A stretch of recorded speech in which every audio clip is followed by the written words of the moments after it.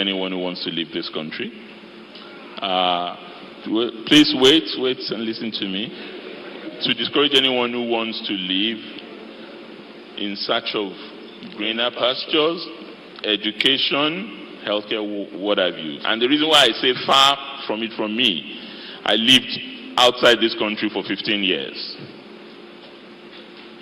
And I returned. Yes, I went to study and then worked and then came back. So if you go by that, and this country was pretty bad at that time, it was the military era. But I would say to them that, and by the way, everything that they fought for, the 5 points, absolutely laudable. And on our part, in Ekiti State, and I believe even the federal government, they acknowledged that those issues of police brutality that the young ones raised had to be addressed. And that's what has led to some of the tribunals that have been sitting across the country. But I agree with you that some of them might have been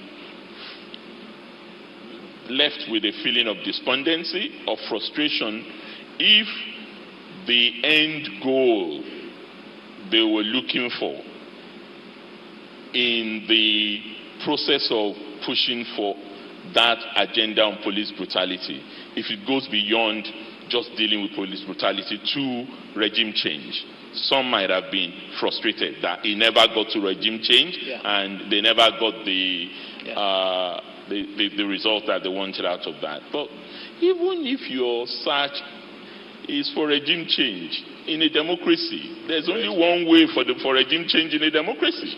You walk towards it, another election is going to come.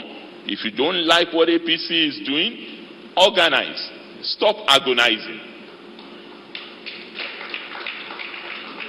Organize against the party. Link up with others who are organizing, and then kick the boss of APC out of office and put people that you think would do better. Not create a situation of anarchy, because those who hijack the good intention of the leadership of NSAS, that's what they were about.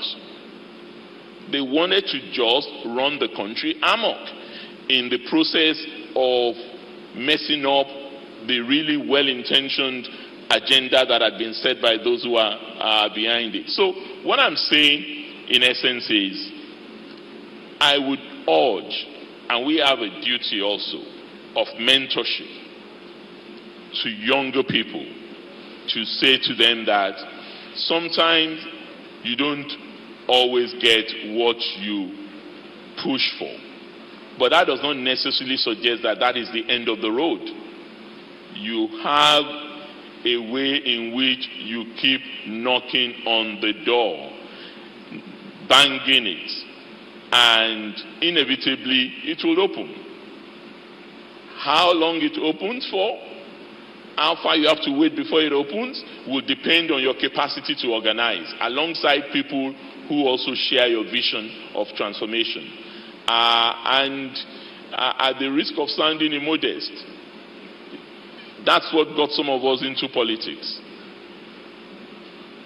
We believe that another Nigeria is possible, a better Nigeria is possible, and we should not stand at the sidelines in pushing for that Nigeria of our dreams.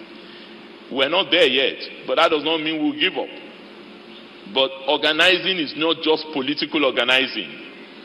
You can organize in other spheres in society.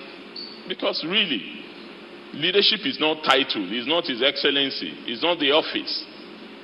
Leadership is influence. Pastor Kodu is far more influential than many of us who are in political office. Yes. And that's how you need to see the whole idea of transforming this country. First, don't succumb to despondency. There's a lot to ail in this country. There's a lot to frustrate. There's a lot to make you want to give up and pick that visa, go to Canada. I know it's a popular destination, Canada. But you know what? There's also a glass ceiling in Canada. When you get to the top of it, you will now discover that there's a glass ceiling in Canada. This is the place where there is no glass ceiling. Let's all work towards making it a better place.